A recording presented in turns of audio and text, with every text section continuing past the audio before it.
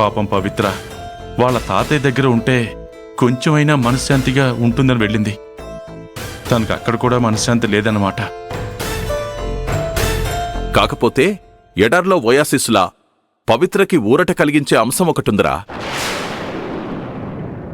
దానికి పవిత్ర ఒప్పుకోవడం లేదు.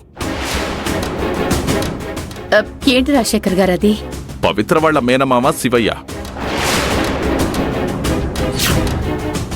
తనని వాళ్లతో పాటు ముంబై తీసుకెళ్తా అంటున్నాడు. పవిత్రకేమో వెళ్లటం ఇష్టం లేదు.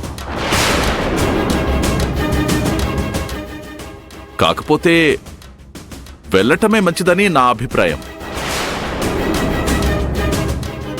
కొత్త వాతావరణం మనసుకి కాస్త ప్రశాంతంగా ఉంటుంది. అలా అయితే పవి ముంబై వెళ్ళడం ఎందుకు? ఇక్కడికి మన దగ్గరికి రావచ్చు కదా.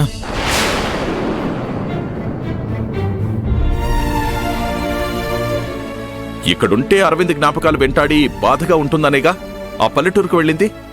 మళ్ళీ ఇక్కడికి ఎలా వస్తుంది? రే ఆది, రాజశేఖర్ చెప్పేది కూడా కరెక్టే కదా. అది ఒక్కసారి ఆలోచించు.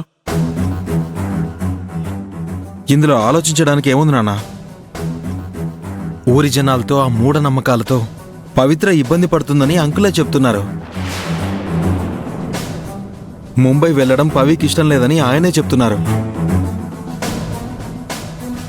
అలాంటప్పుడు మనింటి మనిషిని ఎక్కడికో పంపాలన్న ఆలోచన ఎందుకు?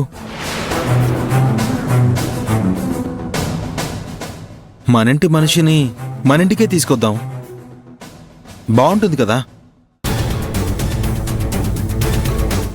నేను పవిత్రని హైదరాబాద్ రావచ్చు కదమ్మా అని అడిగాను. రానని చెప్పింది. రానని చెప్పిందంట కదరా. కానీ మాతో అలా చెప్పదు నాన్న. నేను సీత